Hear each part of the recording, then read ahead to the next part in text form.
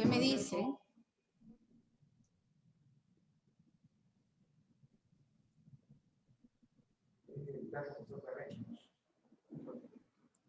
Buenos días, América Latina. Bom dia. Boa tarde. Buenas tardes, Europa, España y Portugal. A nombre del Centro de Altos Estudios Nacionales, Escuela de Posgrado del Perú y el Centro Superior de Estudios de la Defensa de España, les damos la más cordial bienvenida a este cuarto día del 7º seminario online debate sobre soft power, fake news, sharp power y su nivel de influencia en la seguridad nacional. Saludamos a la comunidad académica integrantes de la Asociación de Colegios de Defensa Iberoamericanos, que nos acompañan en esta cuarta sesión con su asistencia y participación. A continuación, diremos que la conferencia tendrá una duración de 45 minutos. Para las preguntas, no se olviden que deben enviarlas a través del link que se ha remitido en el chat de la sala Zoom desde muy temprano. La ronda de preguntas constará de 45 minutos, dando lectura a aquellas preguntas por orden de prioridad e importancia que se reciban. Muy bien, para iniciar esta cuarta conferencia, que pertenece al primer bloque, diremos que el poder blando o poder suave, del inglés soft power, es la habilidad de un Estado para persuadir a otros países evitando el uso de la fuerza o de la coerción, valiéndose de medios más sutiles, como su cultura, su modelo social o sus valores políticos. Este término fue creado en la década de los 90 por Joseph Nye, geopolítico estadounidense de la Universidad de Harvard, en su libro Born to Lead, The Changing Nature of American Power, la naturaleza cambiante del poder norteamericano, y lo extendió en el 2004, con su libro El poder blando, la clave del éxito en política internacional. Y desde entonces se ha convertido en un concepto muy utilizado para analizar las relaciones internacionales. Sobre este tema versará la cuarta conferencia titulada Reflexiones sobre el soft power o poder blando, a cargo del señor contraalmirante Guilherme Matos de Abreu. Invitamos al señor coronel del Ejército de Brasil, Ricardo Rodríguez Freire, de la Escuela Superior de Brasil, a dar la presentación correspondiente. Adelante, mi coronel. Mucho buenas tardes a nuestros compañeros de España y Portugal.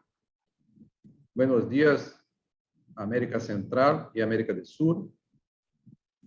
Nuestros respetuosos saludos desde Río de Janeiro, Brasil.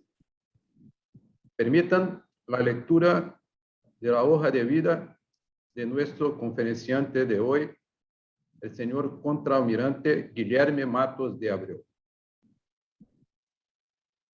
Nacido en la ciudad de Río de Janeiro, el señor almirante ingresó al Liceo Naval en el año de 1969. Se graduó Guardia Marina en el año de 1974 y lo ascendieron a contraalmirante en el año 2004. Dejó el servicio activo de la Marina de Brasil en el año 2008. Pasó la mayor parte de su carrera en el ejercicio de las funciones de abordaje propia de los oficiales de la Armada, ayudante de división hasta comandante de navío, en los estados mayores de los mandos de las fuerzas navales y también como comandante de fuerza, o en el ejercicio de funciones docentes, como estudiante o instructor en Brasil y en el exterior. Ejerció el mando en 5 ocasiones distintas. Fue asesor del Colegio Interamericano de Defensa en Washington, D.C., Estados Unidos de América. Fue también director del curso de altos estudios de política y estrategia de esta Escuela Superior de Guerra de Brasil. Después de volverse a la Reserva Militar, ocupó el cargo de superintendente docente de la Escuela Naval durante aproximadamente 3 años y medio. Realizó numerosos cursos, de entre ellos, doctorado en Ciencias Navales de la Escuela de Guerra Naval, máster en Seguridad Internacional y Defensa de esta Escuela Superior de Guerra. Asistió el curso de Altos Estudios de Política y Estrategia de nuestra Escuela Superior de Guerra en el año 2005.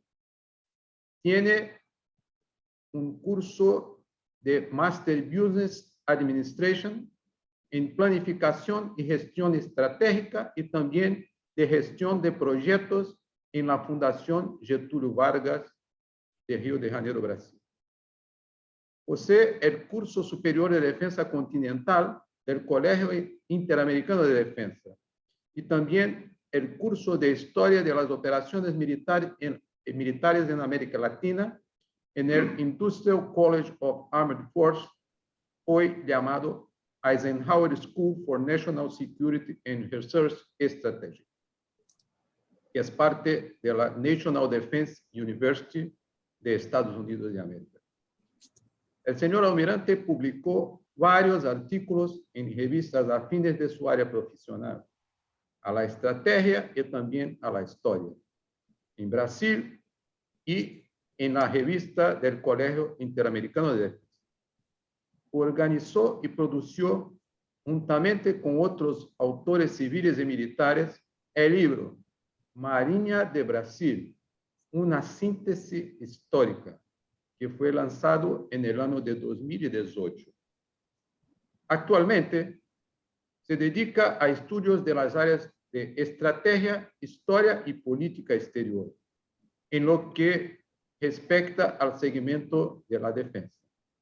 Es colaborador del Centro de Estudios Políticos y Estratégicos de la Armada de Brasil, miembro del Instituto de Geografía e Historia Militar de Brasil y también del Cuerpo Permanente de la Escuela Superior de Guerra, donde hoy es director del Centro de Estudios Estratégicos Marechal Cordeiro de Farías. Señor almirante, muchas gracias por su participación en nuestro seminario y la asistencia de 450 personas aproximadamente ahora está a su disposición.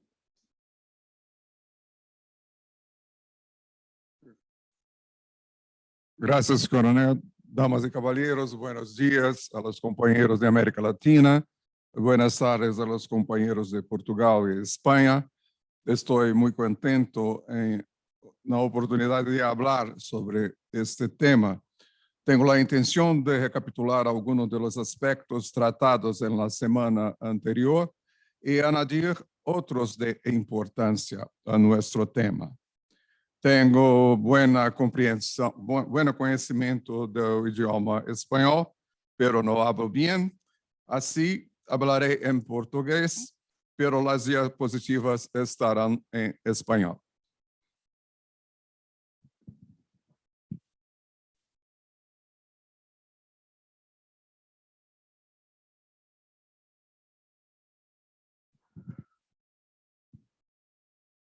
Vamos entonces iniciar nuestra apresentação. Não está correndo.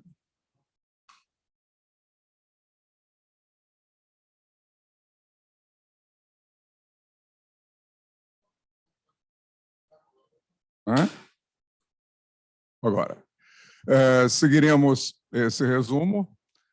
O conceito do poder blando, fundamentos da estratégia, é o ambiente em que vivimos e, por fim, chegaremos a uma conclusão.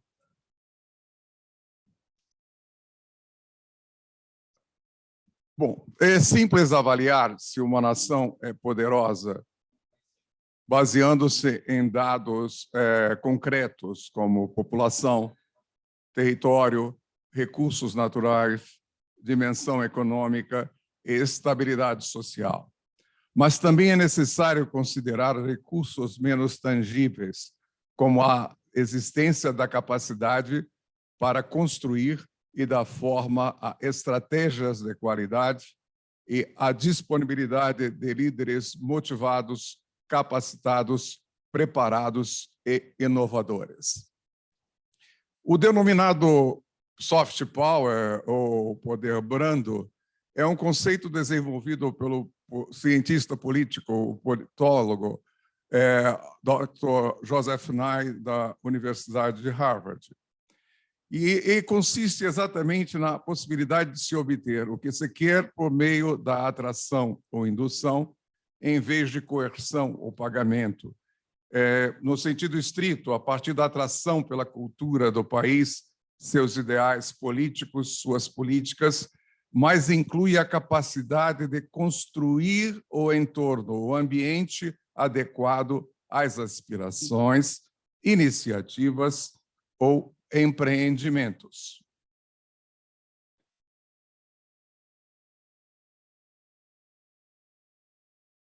Atua no campo psicossocial e é exercido pelos mais poderosos e aqueles com mais conhecimento, iniciativa e engenho, com o propósito de afetar o comportamento das pessoas e, como consequência, das instituições dos países através do convencimento. E a aplicação do conceito ela não está restrita a países, visto que ele é crescente a atuação dos atores intergovernamentais e não estatais, como as ONG, as multinacionais, no cenário internacional. Joseph Nye criou uma síntese do conceito com uma frase muito simples, muito sencilla. O conceito básico de poder é a capacidade de influir os demais para fazer aquilo que quer que façam. E existem 3 maneiras de fazê-lo. A primeira é ameaçá-los com palos. A segunda, suborná-los com cenouras, com zanahoras. E a terceira, atraí-los ou cooptá-los para que queiram o que tu queres. Se é capaz de seduzi-los para que façam o que queres, isso significará menos gastos com zanahouras ou com palos. Agora, é curioso porque Nye não apresenta conceitos novos, apenas os resgata e os adapta, demonstrando as vantagens de adotar uma postura mais suave para o atendimento dos objetivos nacionais dos Estados Unidos, contrariando o hard power em evidência em épocas recentes. E aí surgem exatamente os seus livros no final em 1990, nos anos 90, em 2002, em 2004 e, mais recentemente, em 2020. E não é coincidência que todas as vezes que surge o livro de Nye, o Partido Republicano está no poder. Nye é um intelectual alinhado ao Partido Democrata, ao Partido Democrata.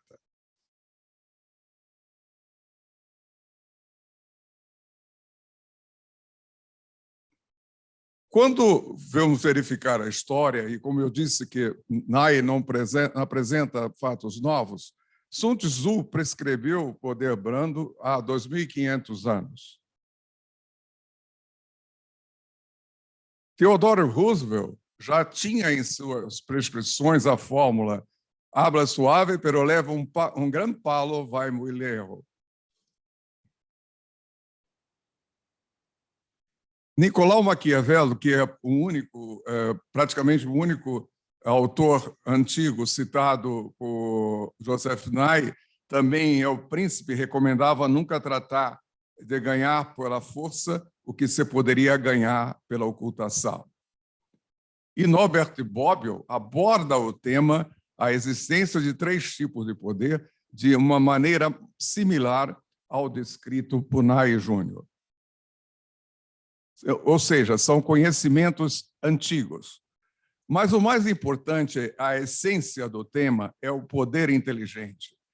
Porque o equilíbrio relativo à aplicação do poder brando e dos poderes econômicos e militares está relacionado às características do país objeto da ação, E aí vamos ter que considerar o grau de coesão cultural, a permeabilidade cultural, os interesses em jogo.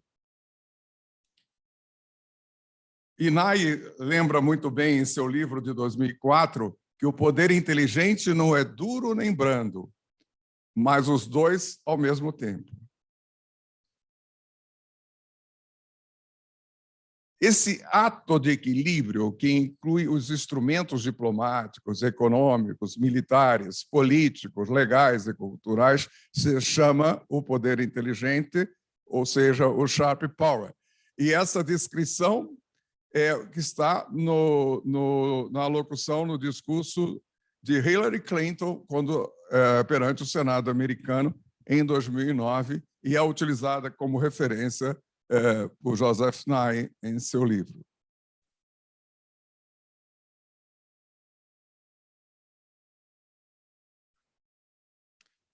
Outra curiosidade importante é que Nicholas Spiegelman, lá em plena Segunda Guerra Mundial, décadas antes de Nye, ele abordava também esses temas de acordo com os segmentos de poder, mas minimizava o poder blando. Ele reforça a existência de equilibrar a aplicação dos segmentos de poder, mas minimiza o poder brando, porque, segundo ele, a cooperação intelectual é um objeto em si mesmo, mas tem pouco valor como instrumento político. Talvez a influência fosse da guerra. O importante é considerar que o soft power, o poder brando, não prescinde do poder duro, do hard power, porque os países econômica e militarmente débeis carecem dos recursos relacionados com o poder brando, ou seja, quer dizer, a capacidade de sedução e a capacidade de influir na agenda internacional. E Joseph Nye traz uma metáfora atribuída a Osama Bin Laden muito eloquente. A gente, quando vê um cavalo forte e um fraco e um débil, por natureza, gostará do forte. E esta é a essência do hard power e o seu significado em relação ao soft power. E é importante frisar que o poder militar, em tempo de paz, pode empregar-se de várias maneiras em benefício do poder brando, seja no apoio à diplomacia tradicional ou no contexto da diplomacia de defesa. É o caso, por exemplo, quando os países ajudam uns aos outros no caso dos desastres naturais.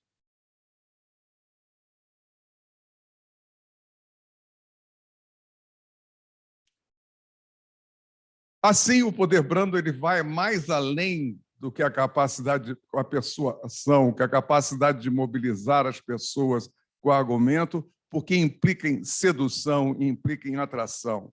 Constitui aquilo que se denomina o poder perceptível de uma nação. E, no caso de um país, ele se ajusta aos componentes do poder nacional, porque é evidente que aquele que é rico, que é forte, sábio e atrativo, infunde respeito, credibilidade e é visto como poderoso.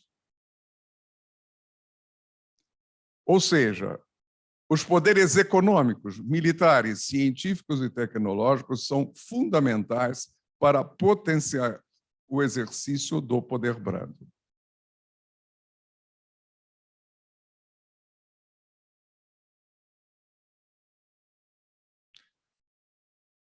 Um outro detalhe importante é que o poder brando implica na capacidade de restringir as opções daqueles que sofrem ação, assim como dar forma à agenda internacional. E se o país pode dar forma às normas internacionais de maneira consistente com seus interesses e valores, as suas ações são mais propensas a parecer legítimas aos olhos dos demais e encontrar menor resistência para satisfazer suas aspirações.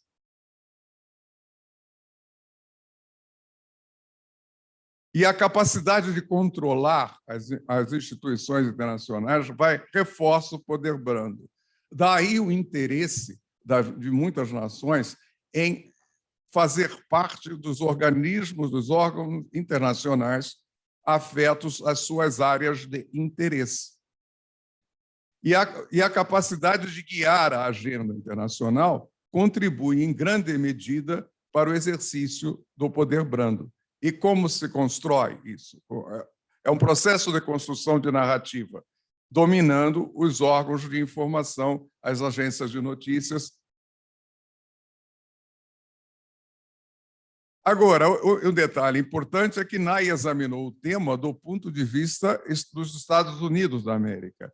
Não é uma análise que possa ser transposta sem adaptações para o cenário latino-americano. Vamos dar uma passada em fundamentos de estratégia, porque é importante nós contextualizarmos o poder brando com a estratégia. A estratégia, como todos sabem, em sua origem é uma ciência militar, que se aplica quando há competição, quando há competência no entorno civil, no ambiente. Em seu sentido original, expressa o conjunto de ações nas quais se busca uma situação inicial, a partir de uma situação inicial, chegar a uma situação final desejada em um contexto em que há uma confrontação de vontades, considerando os fatores favoráveis e adversos existentes. O que se busca, portanto, é a aceitação por parte do adversário das condições que alguém quer impor. E é uma decisão de cunho psicológico, dentro desse choque de vontades.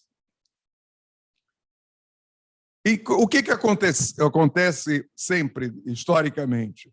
No cenário prévio a uma batalha, desde a antiguidade, para um comandante foi e é de importância ter a capacidade de atrair o inimigo à luta sobre um terreno e ocasião que lhe oferecem condições mais favoráveis. E em esse tema surge um conceito importante que guia o desempenho em qualquer entorno em que haja competição, onde que haja competência. Atrair o oponente à confrontação em uma situação que ofereça condições favoráveis, o que se aplica a um país, a empresas ou a pessoas. E este é um dos objetivos do poder brando, dar forma a uma conjuntura favorável. Vamos dar uma passada, então, ao ambiente em que vivemos. Chama a atenção, na América Latina, o comportamento reativo e a uniformidade razoável dos argumentos observados nas manifestações do senso comum, do sentido comum. Retratam olas de conceitos, ondas de conceitos, como se diria em português, que inundam o continente, configurando uma susceptibilidade às modas passageiras, mas às vezes de consequências relevantes. Enquanto isso, mientras no norte, nós temos coesão em temas relevantes. Há muita discussão, várias pessoas com várias opiniões, mas há uma coesão em temas relevantes e o país consegue progredir, consegue progressar.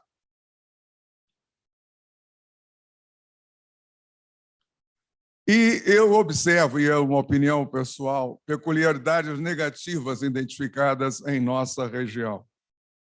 A tendência a colocar fatores externos como a origem dos problemas, que é o síndrome do chivo expiatório, do bode expiatório em português. Somos pobres, a culpa é dos outros. A sensação injustificável e exagerada de baixa estima, que um autor brasileiro chamava de síndrome de perro callejero. Seria o cão rafeiro em Portugal, que vive na rua. O cão que necessita, o perro que necessita afeto. A tendência a atribuir aos estrangeiros a solução aos problemas que nos afetam. que é uma resultante de A e de B. A indisciplina intelectual, que privilegia o empírico e o que parece ser, em detrimento de decidir ou estabelecer conceitos baseados em estudo de indicadores ou de provas concretas. Tendo em conta o princípio básico de gestão, segundo a qual só eficazmente o que se pode medir, esse tipo de comportamento representa uma desvantagem comparativa relevante em relação com outros povos, com outros pueblos.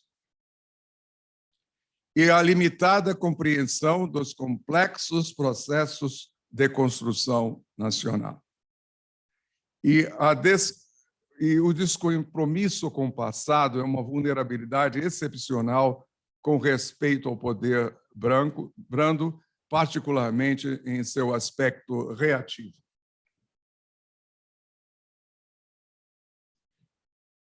Como se evolucionou isso? Como houve a evolução desse processo de formação?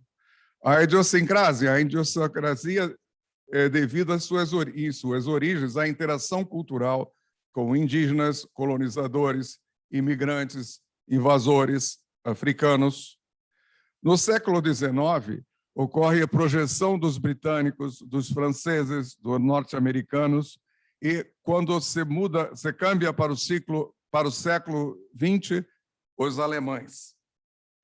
E é muito interessante observar que a Alemanha buscou exercer influência na América em seu conjunto, especialmente nos países latinos, com o uso do poder branco nas décadas anteriores à Segunda Guerra Mundial.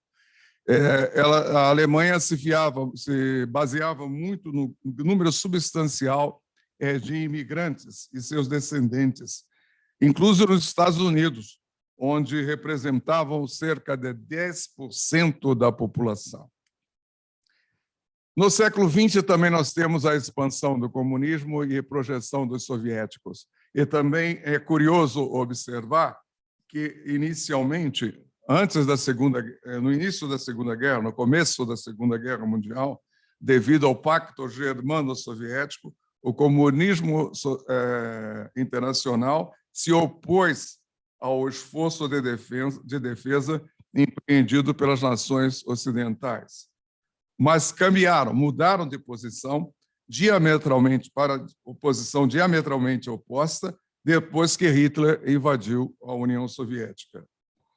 Ou seja, o sucesso que prova que os comunistas eram oficialmente internacionalistas, mas o comunismo internacional serviu ao interesse nacional da União Soviética, uma autêntica manifestação do poder brando soviético.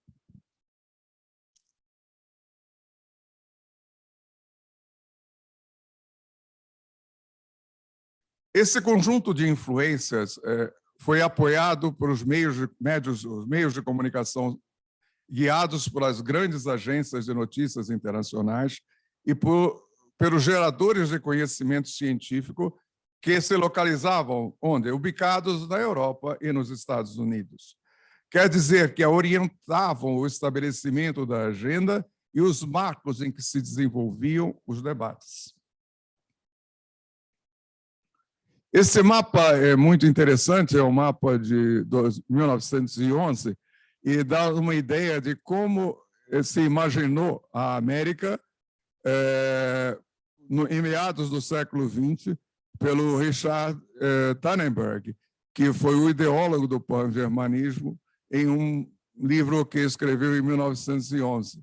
Ele imaginou a América Latina dividida em zonas de influência norte-americana, britânica e alemã. Havia uma linha que passava do Rio de Janeiro até Antofagasta, que seria a Sudamérica alemã. E nesses locais, nessa região, havia um esforço em manter o ensino da língua alemã entre os imigrantes e seus descendentes, de modo que futuramente ela pudesse tornar-se o idioma principal no futuro que ambicionavam, que aspiravam.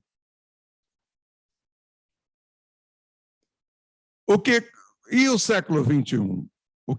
Quais são os câmbios, quais são as mudanças que observamos em nosso século?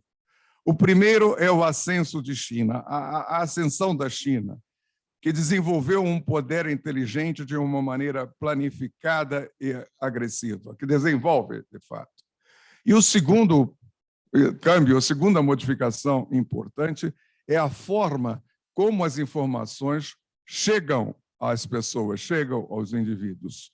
Antes, as fontes de informação eram controladas pelos centros de poder, seja através de livros, dos periódicos, da TV ou do rádio. Hoje em dia,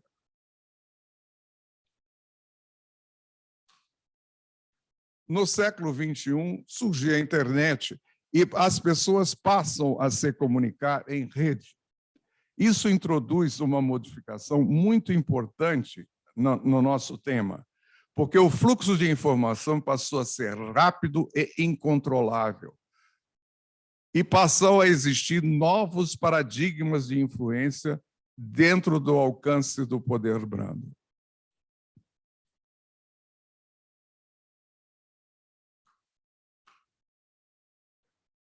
O fato é que, ao longo desse processo, na disputa pelo controle dos países latino-americanos, quanto ao uso do poder brando, temos um jogo de soma zero, ao menos em termos de intenções.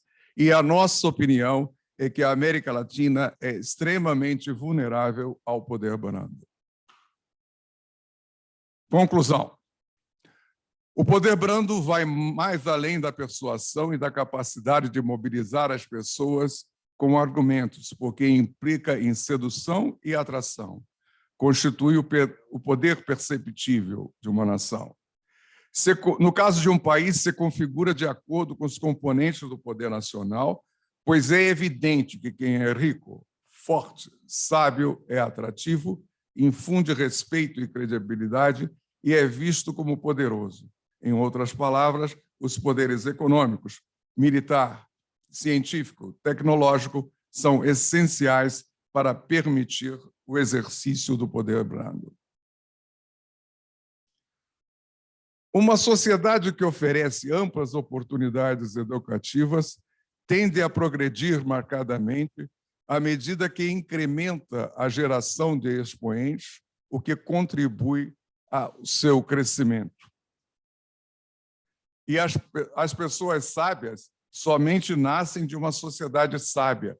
É uma frase repetida várias vezes por Osiris Silva, o fundador da Embraer, e cabe muito bem no conceito que estamos aqui discutindo. Como eu já disse, em nossa avaliação, a América Latina se mostra muito sensível à ação do poder brando. É importante que reflexionemos sobre o tema. Senhores, eu fico por aqui e estou aberto a perguntas de quem o desejar. Obrigado, muitas graças. Muchas gracias, señor Almirante Guilherme, por su exposición muy substantiva y sintética, para de esa manera tenermos más espacio a las cuestiones que vienen de los diferentes participantes, diferentes países, para que sea posible transmitir más conocimiento sobre el tema. Vamos a empezar, tenemos hasta ahora 4 preguntas. Vamos a empezar por Perú. La cuestión viene de Efraín Castro, que pregunta: ¿son los bloqueos comerciales que ejercen determinados países contra otros un instrumento de poder blando? ¿Ello es convencimento ou coerção? Se pergunta. Então, os bloqueios comerciais, né, que são realizados contra determinados países, são instrumentos de poder soft power, de poder brando. Eles são, isso é convencimento, almirante, ou é coerção? Coerção, não há dúvida. Não há dúvida que isso é coerção. Na verdade, o Joseph Nye fala apenas no uso do poder econômico como o suborno, como se gastar algo, com as cenouras que atraíam as pessoas. Mas, na verdade, as restrições econômicas são outra forma de uso de poder econômico. Então, isso é coerção. Isso é hard power, é poder duro. Vamos passar, então, a outra pergunta que vem de Espanha, Juan Evangelista. Pergunta: que relação existe entre o soft power e a ameaça híbrida? Que relação existe entre o soft power e a guerra híbrida, as ameaças híbridas? O soft power ele entra no contexto da ameaça do confronto multidimensional. E o soft power ele faz parte de todo esse complexo de medidas que são tomadas na guerra híbrida. A guerra híbrida nada mais é do que uma guerra no ambiente multidimensional. E nesse contexto é muito importante se ter em mente as impressões, a imagem que se tem, por exemplo, do oponente manipulando as informações.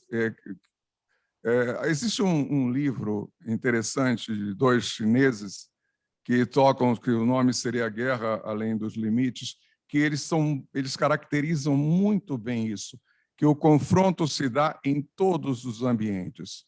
Seria na manipulação de informações, os jornalistas, os periodistas manipulando informações.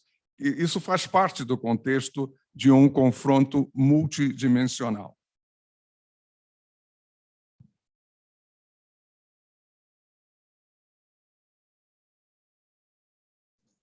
Vamos passar, então, a la pergunta que vem de Chile. Pablo López Palma. Muchas gracias por su pregunta.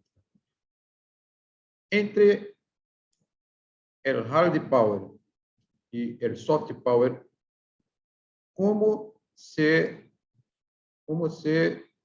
insertamos y empleamos el smart power? ¿Cómo se hace ese cambio de um poder para outro? Como se faz Na verdade, não vai haver um câmbio de um poder para outro.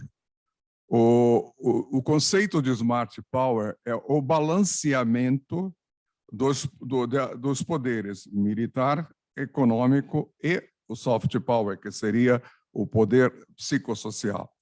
Vai depender das características do alvo, do blanco, do país onde se pretenda atuar, ou a empresa que se pretenda atuar. Se não houver permeabilidade cultural, por exemplo, as ações de soft power serão de menor efeito. Então, as ameaças concretas serão no âmbito do hard power, do poder econômico e do poder militar. E isso é o que se vê no dia a dia. Normalmente, uma ação contra uma ditadura, por exemplo, não terá o soft power não terá grandes efeitos, teria que impor outros tipos de restrições. O smart power é exatamente a combinação do hard e do soft power.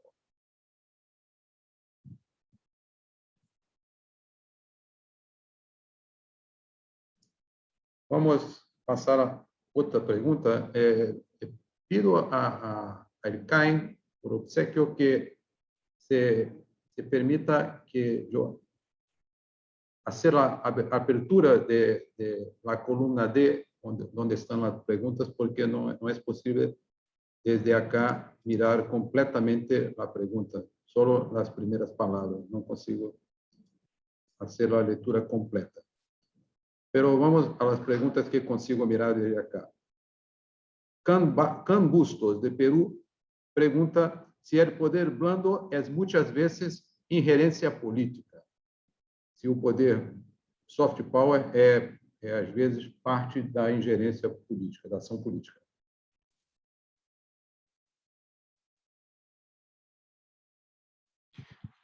É todo um conjunto de fatores, né? Quando Hillary Clinton fez o seu testemunho no Senado americano, ela separou esses fatores. Mas o soft power faz parte da política. Os agentes políticos tentarão, por exemplo, obter apoio da sua população através dos órgãos de imprensa, dos periódicos, hoje em dia, da manipulação nas redes, da internet. E isso daí é o antigo, como antigamente se chamava, do poder psicossocial. O psicossocial atua no psicossocial, então faz parte da ingerência política também. A natureza da informação, destruir a credibilidade do oponente. Isso daí é um aspecto que ocorre muito na política, por exemplo. Isso é uma aplicação do soft power no contexto político.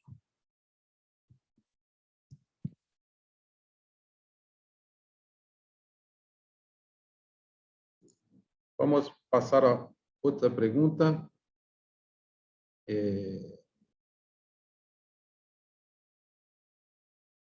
Não sei se vocês podem formular a pergunta desde Espanha, porque nesse formato que está acá, não é possível ler todo o texto da pergunta. Douglas. Bien, mi coronel Freire, vamos a leer la siguiente pregunta. Ahora sí, ahora ya consigo mirar. Ahora sí. Ya lo puedo mirar. Ahora ya está. Adelante, mi coronel. La pregunta que de nuestro profesor de la Escuela Superior de Guerra de Brasil, nuestro querido amigo Gustavo Heck, el profesor Heck. En el cuadro actual, estaríamos mirando un crecimiento del hard power y antes de una carrera armamentista que estamos viviendo. No quadro atual, nós estamos assistindo o crescimento do hard power diante de uma corrida armamentista? Um aspecto importante que se observa durante o período da Covid, em que estamos submetidos a essa praga, é que o mundo continuou a girar. Todas as coisas que aconteciam antes continuaram a acontecer e nós observamos que existe realmente um crescimento.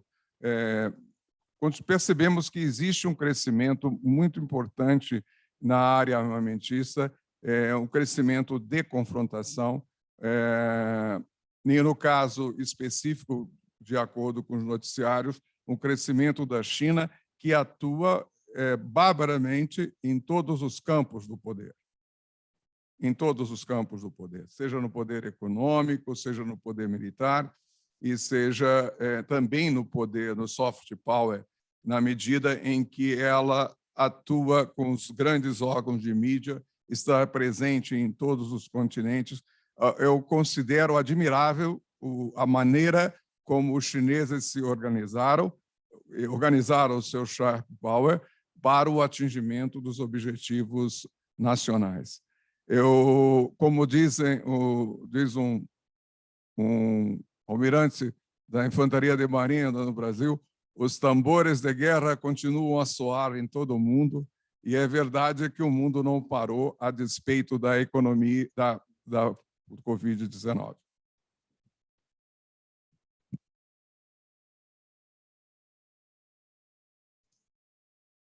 Vamos fazer desde El Salvador, o coronel Herbert Arevalo.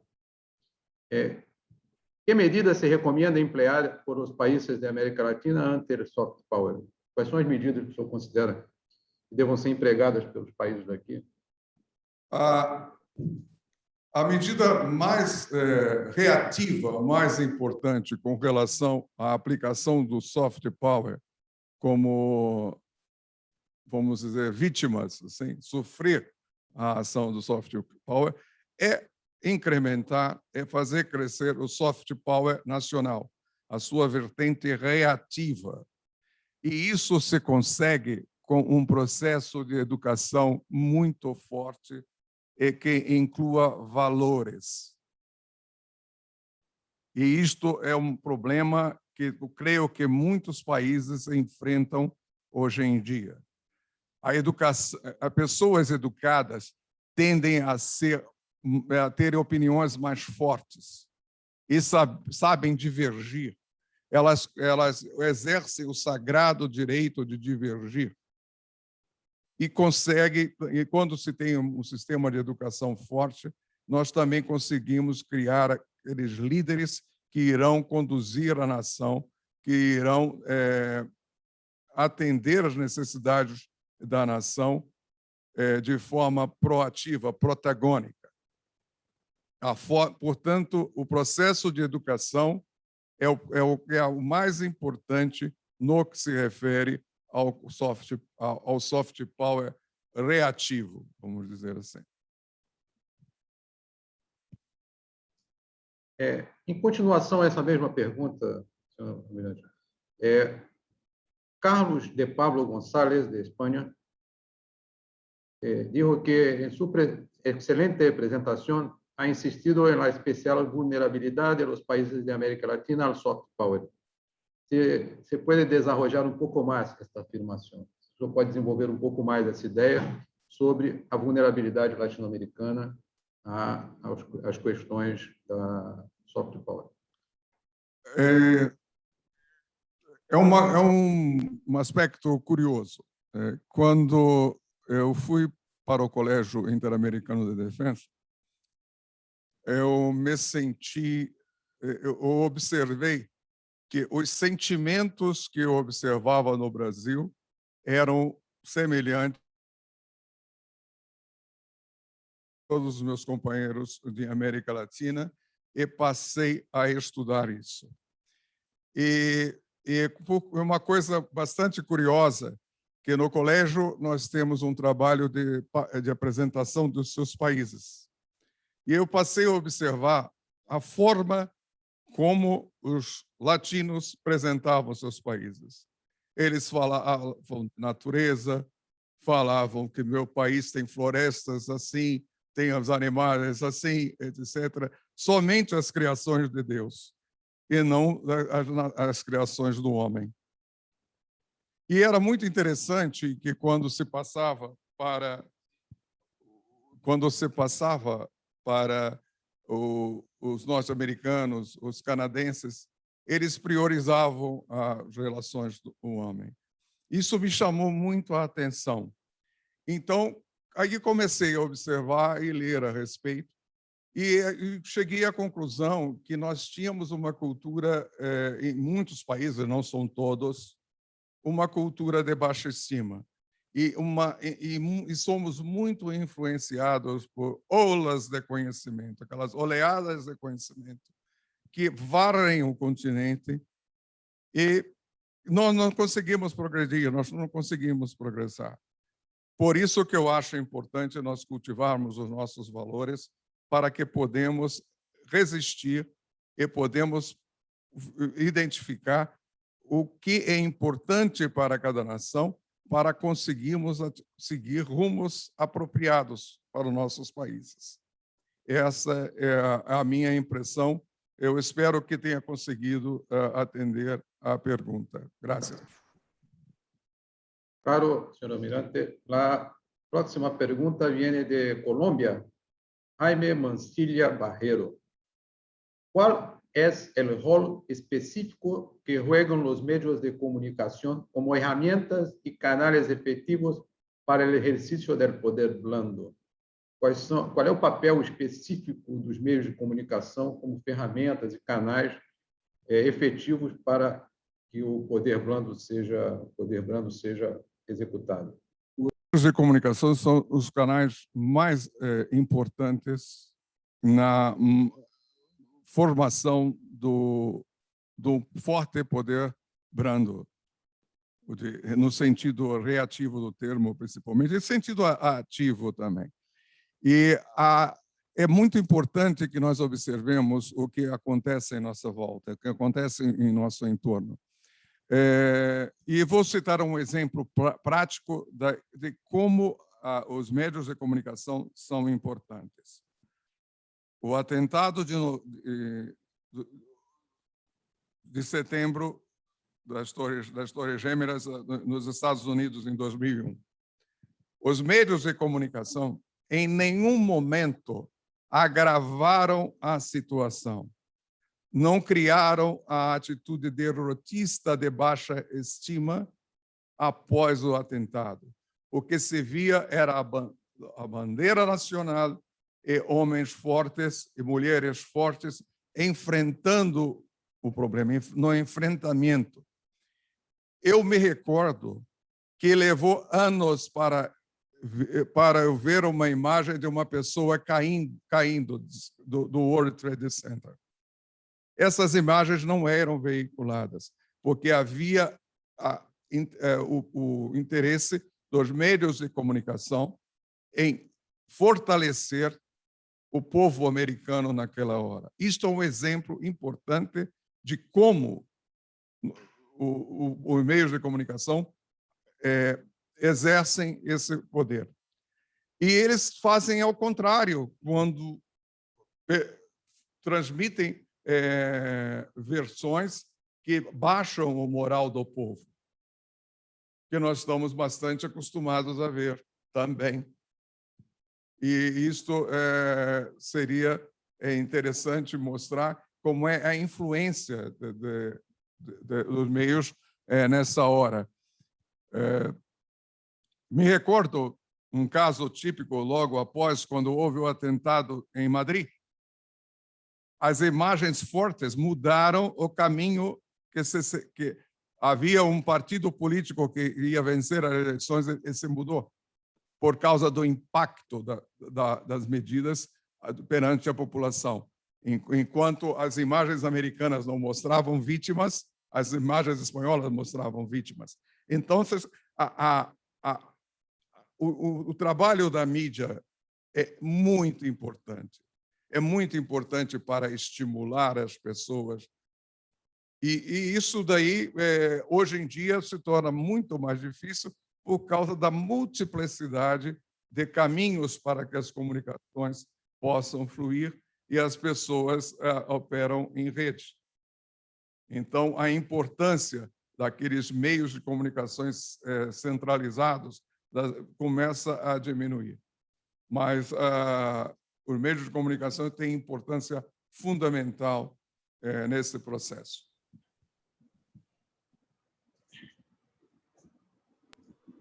Muchas gracias, señor Almirante. Vamos pasar ahora a una pregunta que viene de Ecuador. Señor Andrade Vázquez Miguel.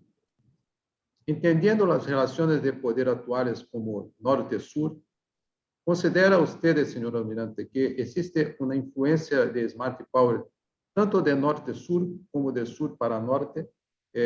As relações de poder norte-sul, o senhor considera que há uma influência do poder inteligente norte-sul e sul-norte? Há esse exercício? O predomínio é norte-sul. As agências de notícias, por exemplo, as grandes agências de notícias, são todas ubicadas, todas localizadas no norte. Os trabalhos científicos provêm em larga medida do norte. Quando eu acompanho um noticiário pela televisão em Brasil, parece muitas vezes que nós estamos ubicados em Estados Unidos ou em Europa. O predomínio é muito importante. E uma característica que já se observava há bastante tempo, é que as notícias, as informações que se enviam do sul para o norte, de maneira geral, não são buenas. Os periodistas internacionais, de maneira geral, eles se aproveitam do noticiário local para apresentar suas matérias nos jornais estrangeiros, na televisão estrangeira. E as nossas notícias não são boas. É muito interessante que nós vemos sempre a face negativa. Eu me recordo de um episódio em que houve um assassinato após uma partida de futebol numa cidadezinha muito pequena no interior do estado do Maranhão, no norte do Brasil. E foi um crime bárbaro, um crime horroroso. Eu fui tomar conhecimento disso através do New York Times. Então, a tendência, infelizmente, é que nós vejamos o mundo de uma forma de baixa estima. Então, a nossa influência nesse ponto é apresentar uma imagem que não é boa. Essa é a minha opinião. Mas a influência, ela sempre virá nos aspectos positivos do soft power, ela virá do hemisfério norte, os exemplos, etc. Obrigado. Nosotros que agradecemos por a contestación. Vamos, Almirante, a pasar ahora a un bloque de cuestiones sobre la pandemia. Tenemos 3 preguntas específicas sobre la pandemia, dos de Chile, Cristian Mancilla y José Miguel de la Maza, y el otra que viene de Antonio Barasorda Falcón de Perú. Vamos a empezar por los hermanos de Perú. ¿Cómo ha influido el poder blando en el manejo del COVID-19 a nivel mundial y su implicancia en América Latina? Como é que o poder blando foi manejado no contexto da COVID-19 e quais foram as implicações disso aí para a América Latina?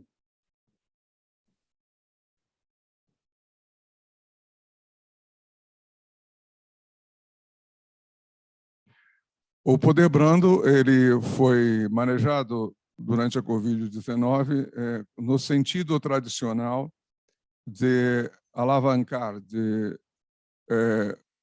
a imagem de determinados países que são os detentores da comunicação. China, por exemplo, apresentou uma imagem muito importante de um país organizado, avançado em pesquisa científica, capaz de estender a mão para ajudar os outros países. Isso faz parte do poder brando. E foi um grande exemplo.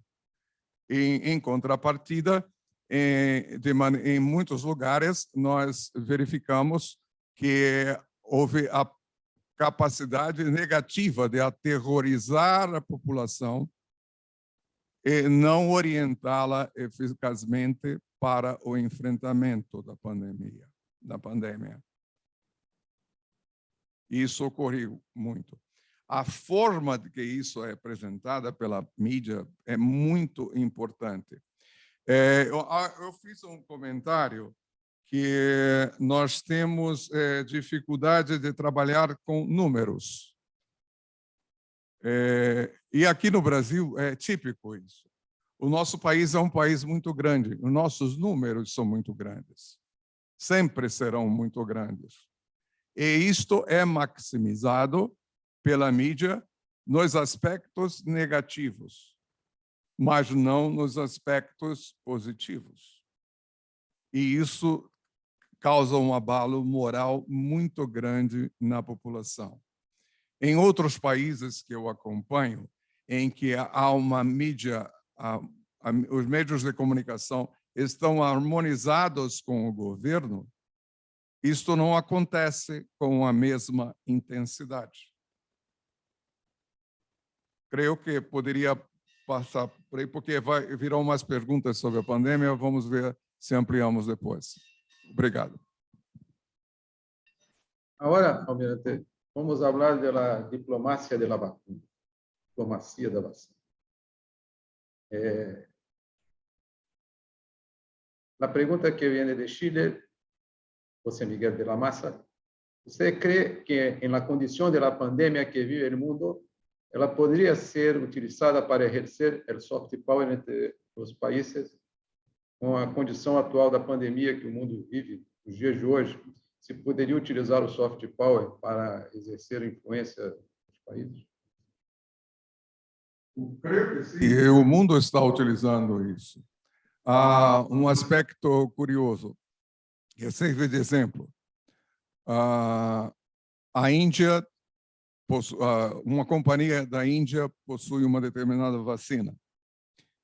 O governo brasileiro havia tentado negociar essa vacina com essa companhia da Índia. No entanto, o fornecimento foi atrasado, foi postergado, porque a Índia, a nossa quantidade necessária era muito grande, mas a Índia preferiu privilegiar os países próximos de sua área de influência. Isso é um exemplo clássico de emprego de soft power. A Índia estendeu a mão para os países que lhes são próximos, são países mais pequenos, e com isso eles não teriam a demanda de uma quantidade tão grande quanto o Brasil pela sua população.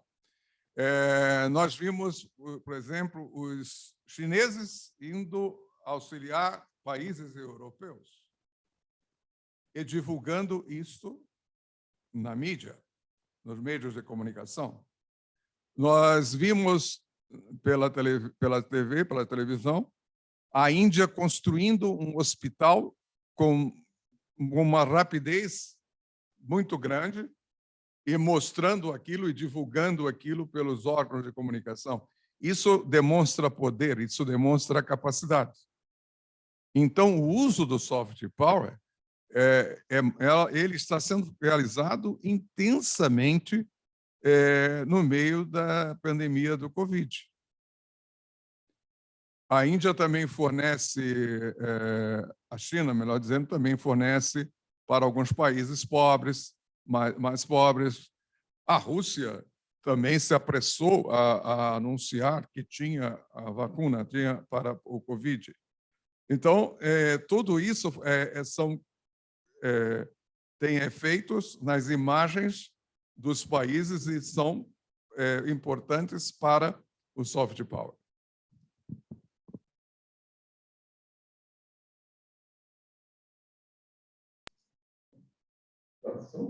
Sim, pero vamos agora a uma pergunta complexa de Christian Mancilla, que vai juntar tudo o que foi falado hasta agora com o problema da vacuna, da pandemia. Em relação ao ascenso no poder de alguns países, se logramos medir o soft power e analisar seus resultados, comparando variáveis como o uso dos meios digitais, o poder das empresas, seu compromisso com o mundo, a cultura e a educação de povo e as políticas de governo. Qual é sua visão, Almirante, sobre estes pontos todos a causa da crise sanitária por Covid-19?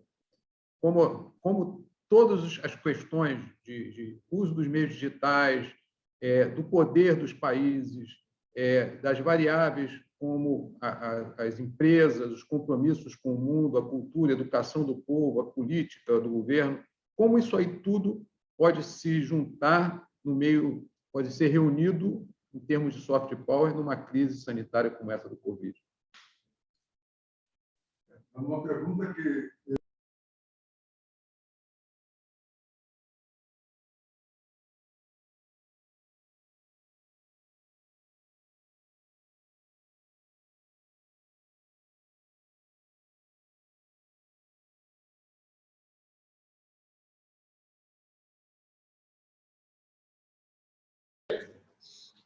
Señor contraalmirante, active por favor su micro, no se le está escuchando. No se le está escuchando, por favor. ¿Se puede activar? Desculpa que eu não aberto o microfone. Nós vivimos um ambiente de uma competência, uma competição multidimensional. Tudo converge para engrandecer o poder de determinados países que são sempre os mesmos. Porque eles já são detentores do poder e continuarão buscando fortalecer o seu poder. Nós temos que nos estudar, nós temos que compreender as nossas necessidades, os nossos objetivos e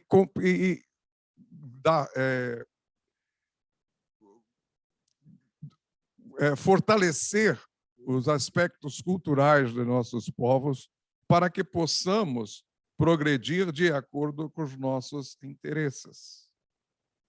Mas é tudo um jogo, tudo está no âmbito do Sharp Power. Quando se utiliza o... Imaginemos, por exemplo,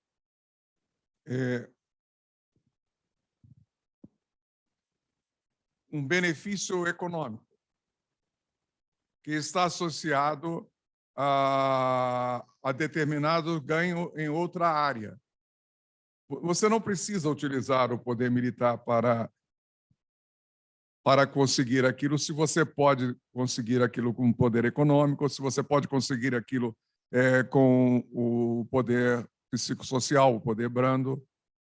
E o poder militar ele vai ajudar tudo isso. Então, é todo um jogo, é com uma confrontação multidimensional. É muito complexa a pergunta para que seja respondida, então, por curto espaço de tempo. Vamos agora a outra pergunta interessante que vem de Peru, Edgar Concha Loaiza, acerca da integração da América Latina.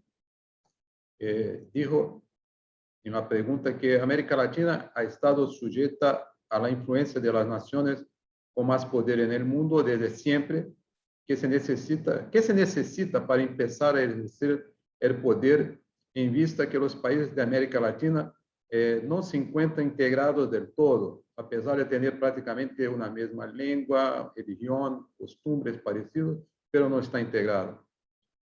Nesse contexto da América Latina, que sempre esteve sujeita ao poder que vem das nações mais poderosas do mundo, né? A influência das nações mais poderosas do mundo, o que é preciso fazer para integrar a América Latina, que mesmo tendo uma mesma língua, uma religião, costumes muito parecidos, está sempre desintegrada? Um aspecto importante é que a América do Sul, especificamente, era como se fosse um arquipélago. Nós, durante muito tempo, ficamos isolados um dos outros, aislados um dos outros, separados pelos Andes e separados pela floresta amazônica.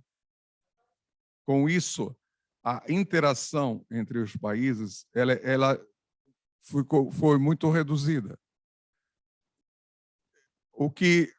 E, além disso, a América Latina e a América do Sul, especificamente, está excêntrica aos grandes dramas da humanidade. Nós ficamos longe daquilo que acontece no resto do mundo. E, com isso teve uma vantagem, mas teve uma desvantagem muito grande. A vantagem é que, a despeito de todos os nossos problemas, o nosso continente é o continente mais pacífico de todos. Existem problemas inúmeros, mas nós não temos crises relevantes, confrontações relevantes entre os países há décadas.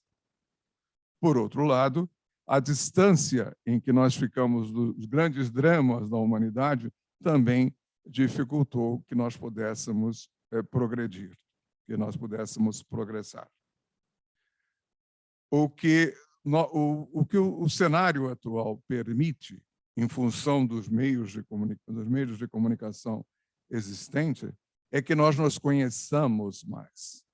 Nós temos que nos compreender mais uns aos outros, entendermos, inclusive, os nossos processos históricos de formação.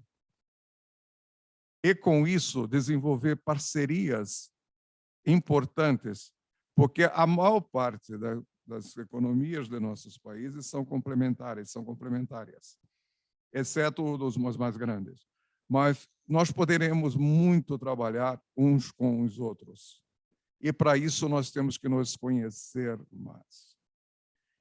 Foi muito importante para mim a passagem pelo Colégio Interamericano de Defesa, que eu consegui compreender muitos aspectos de nossas relações que eu não compreendia. E passei a notar também que os nossos vizinhos não nos conheciam. Então, o que nós temos que fazer, primeiro, é nos conhecermos mais, trocarmos mais experiências. E um evento como este é muito importante para que consigamos conhecer os outros, uns aos outros, desenvolver empatia. E isto é que é importante, e isso é uma solução que deveríamos já ter aderido há muitos anos e não conseguimos até hoje. Graças. Gracias, almirante. Vamos pasar a otra cuestión. Esta hora interesante que viene de El Salvador, Nelson Lainez. Habla sobre el libro Política entre las Naciones de Hans Morgenthau, que describe que una de las formas de relación de poder como la demostración de fuerzas. ¿Se puede considerar ese concepto como poder blando?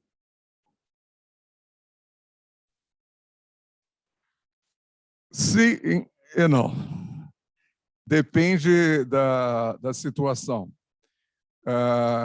E depende da forma como o caso é apresentado.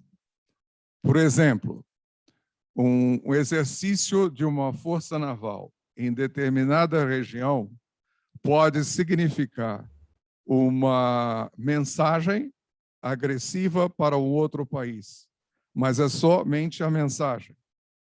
A agressão não houve. Então, existe um limbo, um limiar muito tênue no uso do poder militar em determinadas situações. Essa demonstração militar, esse exercício, pode ser visto como um apoio para o país que está participando do exercício e como uma ameaça para os países que são rivais daquela nação que está participando do exercício. Então, esta é uma aplicação da área militar em relação ao poder brando. Agora, obviamente, quando se trata, por exemplo, de uma invasão de um espaço aéreo, etc., aí já é um ato agressivo. Aí já foge, já sai do espírito do poder brando e entra no espírito do hard power. O uso das Forças Armadas nesse sentido, ele é muito complexo. Por exemplo, uma força de paz, uma ajuda humanitária, ela é utilizada e é enquadrada como o uso de diplomacia de defesa, como se não houvesse necessidade do uso da força. Mas, muitas vezes, é necessário força armada para proteger a força de paz que está atuando em ajuda humanitária. Então, há um limite muito tênue entre o uso do hard power e o uso do soft power nesses casos. Muchas gracias, señor almirante. Vamos a la última pregunta porque ya avanzamos en la hora. Hay una pregunta para nuestro profesor Heck que vamos a contestar en particular. Vamos a hablar ahora de si es posible utilizar el poder blando en conflictos sociales y también en cuestiones de terrorismo político. Son preguntas que vienen de Perú, de Manuel Calonge. La pregunta de terrorismo político viene de Bárbara Cristal, que é de Brasil. Perguntas sobre o poder blando pode fazer frente ao terrorismo político e também ser utilizado nas questões sociais. É preciso até definir o que é terrorismo político. Por favor. Eu fiquei na dúvida qual seria o conceito do terrorismo político, mas vamos falar, eu vou tirar a palavra político e vou falar só sobre o terrorismo. O terrorismo ele age de uma forma bastante interessante, que as suas vítimas não são os seus alvos, os seus blancos. Na verdade, o terrorismo procura exercer um poder intimidante. Ele tem um poder de atratividade e um poder intimidante. Isso é uma característica do soft power do terrorismo, porque ele é capaz de obter efeitos muito maiores do que o seu hard power. Então, o conceito do poder brando, né, também se aplica ao terrorismo. Terrorismo no sentido clássico do termo.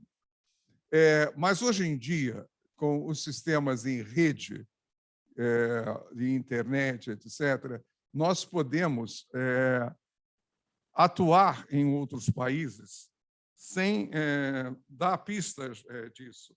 O americano usa um termo muito interessante chamado grassroots movement, que seria o movimento raiz de erva, o movimento local. E usa o outro termo para chamar o astroturfing movement.